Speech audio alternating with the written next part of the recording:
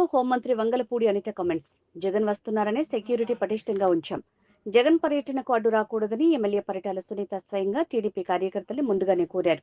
YCP నేతలు రెచ్చగొట్టే ధోరణిలో వ్యవహరిస్తున్నారు. రెచ్చగొట్టే వ్యాఖ్యలు ఎవరు చేసినా కేసులు పెడతాం. తిరుగు ప్రయాణం చాపర్లో వెళ్లరని వైసీపీ నాయకులకు ముందే తెలుసు. హెలిప్యాడ్ అనుమతి కోరిన చోట కుదరక సమీపంలో మరో చోట అనుమతిచ్చాం.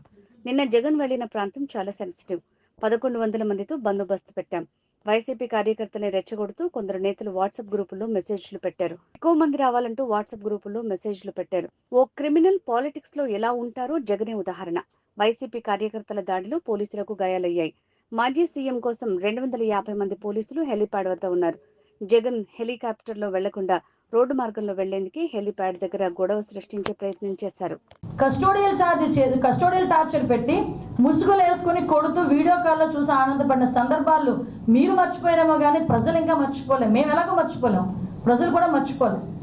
లోకేష్ గారి మీద కేవలం ప్రశ్నించినందుకు 23 కేసులు పెట్టిన పరిస్థితి మర్చిపోయారు. ఈరోజు అద్భుతం ఏంటంటే ఈరోజు అసెంబ్లీలో ఉన్న ఎమ్మెల్యేల్లో 85 to 90% ఎమ్మెల్యేలు అందరికీ కూడా లాస్ట్ 5 సంవత్సరాల్లో జగన్మోహన్ రెడ్డి గారు పెట్టిన కేసులు 90% ఎమ్మెల్యేల మీద ఉన్నాయి. మరి ఈ రోజు నువ్వు వచ్చి లా అండ్ ఆర్డర్ గురించి మాట్లాడతావు, చంద్రబాబు నాయుడు గారి గురించి మాట్లాడతావు, పవన్ కళ్యాణ్ గారి గురించి మాట్లాడతావు. పవన్ కళ్యాణ్ అక్కడ సీఎం మీద కేసులు ఉన్నాయి, డిప్యూటీ సీఎం మీద కేసులు ఉన్నాయి. సీఎం రోడ్ ఇప్పుడున్న సీఎం గారిని రోడ్డు మీద నిలబెట్టావు, డిప్యూటీ సీఎం గారిని రోడ్డు మీద పడుకోబెట్టావు. ఇప్పుడున్న స్పీకర్ గారి మీద కేసులు ఉన్నాయి, డిప్యూటీ స్పీకర్ గారికి కస్టోడియల్ టార్చర్స్ ఉన్నాయి, హోమ్ మినిస్టర్ నా మీద 23 కేసులు ఉన్నాయి. అలాంటిది చూసుకుంటే మొత్తం అందరు మినిస్టర్స్ మీద, అందరు ఎమ్మెల్యేస్ మీద సుమారు 90% ఎమ్మెల్యేస్ మీద కేసులు ఉన్నాయి. అదేవో హత్యల కేసులో, కబ్జాల కేసులో, దొంగతనాల కేసులు, ఆ కేసులు ఈ కేసులు కాదండి.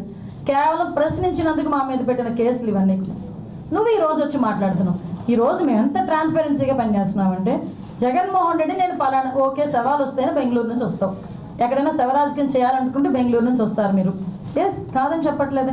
మీరు ఎక్కడికి వెళ్తారని మీరు పర్మిషన్ పెడితే ఏ రోజైనా మిమ్మల్ని హౌస్ అరెస్ట్ చేసిన సందర్భాలు ఉన్నాయా? మిమ్మల్ని మీ నాయకులను ఎవరైనా హౌస్ అరెస్ట్ చేసిన సందర్భాలు ఉన్నాయా? ప్రివెంటివ్ అరెస్ట్ ఏమైనా చేస్తున్నామా? పరదాలు ఏమైనా కడుతున్నామా? పోలీస్ బందోబస్తుల మధ్యలో మేము ఏమైనా వెళ్తున్నామా? ఒకసారి ఆలోచించేయండి.